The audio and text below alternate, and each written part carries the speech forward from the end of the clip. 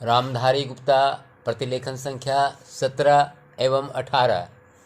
उपाध्यक्ष महोदय, मैं समझता हूँ कि अब तक इस वैदेशिक नीति पर न केवल इस ओर के सदस्यों ने ही बल्कि दूसरी ओर के सदस्यों ने भी प्रधानमंत्री जी को धन्यवाद दिया है।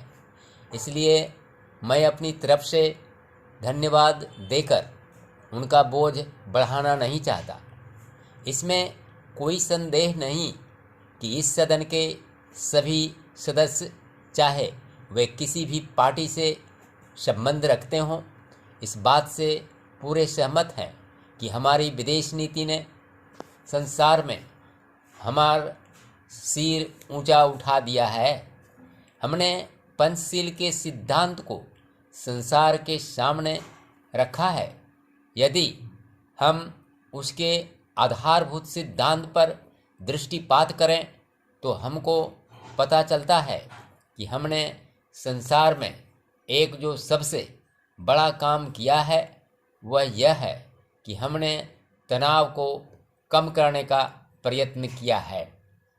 जिस समय हमने नई नई स्वतंत्रता प्राप्त की तो हमारे सामने बहुत से प्रश्न थे। उनके साथ ही हमारे दो बड़े गुट थे जो कि एटम बम और दूसरे बम लिए हुए हमको चुनौती दे रहे थे कि अगर हमने उनमें से किसी एक गुट में सम्मिलित नहीं हुए तो हमको बड़ी कठिनाई होगी। उस समय भी हमारे प्रधानमंत्री ने हमारे देश की वैदेशिक नीति को इसी स्तर पर रखा जिसके कारण आज हम संसार में अपना सिर ऊंचा उठा सकते हैं। हमने जो संसार के सामने पंचशील के सिद्धांत को रखा उसका सबसे बड़ा फल यह हुआ कि एक सम्मेलन हुआ जिसकी ओर मैं आपका ध्यान दिलाना चाहता हूँ। इस सम्मेलन में बड़े उत्साह के साथ संसार के 29 राष्ट्रों ने, जो कि एशिया और अफ्रीका से संबंध रखते थे, यह घोषणा की कि हम संसार में तनाव कम करना चाहते हैं और साथ ही हम यह चाहते हैं कि संसार में जो विभिन्न सामाजिक और आर्थिक नीतियां हैं वे साथ साथ चल सकें। हमारी वैदेशिक नीति में जो सबसे महत्वपूर्ण चीज़ है वह है सह अस्तित्व की भावना। उसी भावना के फलस्वरूप हम देखते हैं कि आज कोरिया का युद्ध नहीं हुआ, जो कि एक तीसरे विश्व युद्ध के रूप में परिवर्तित हो सकता है।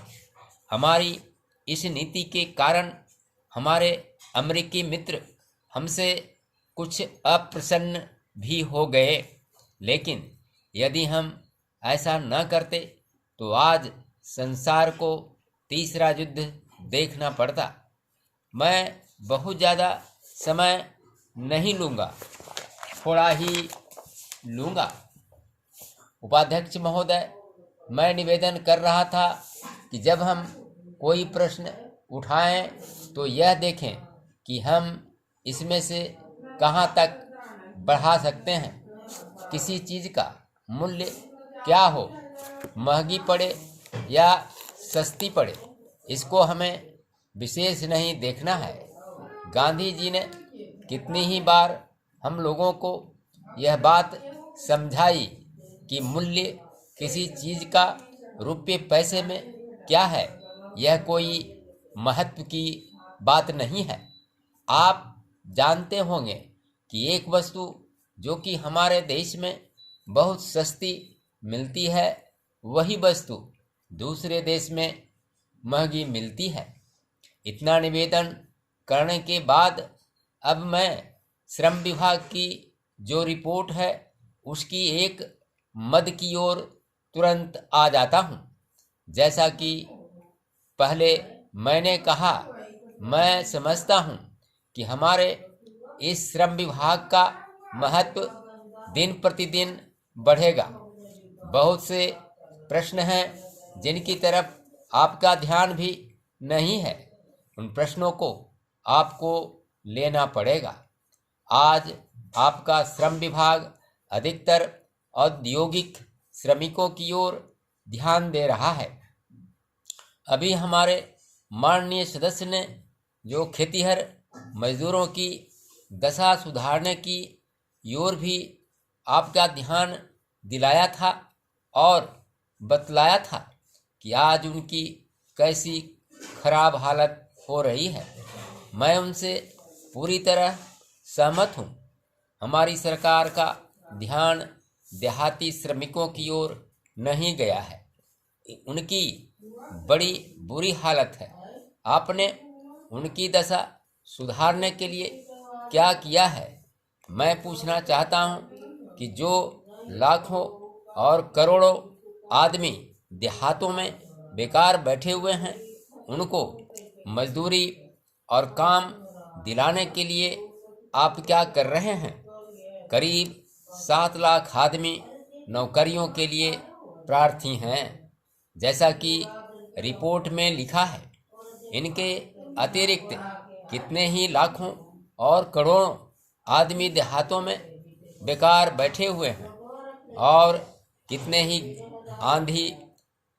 आधी बेकारी की हालत में हैं और श्रम विभाग उन बेकारों और आधी बेकारी वालों की संख्या पता लगाने में असमर्थ हैं। उनकी संख्या हमको कहीं नहीं मिलती है।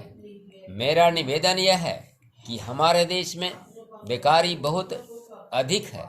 जितना अधिक हम बेकारी को दूर कर सकें, उतना ही अधिक हम अपने देश और समाज को सुखी बनाएंगे।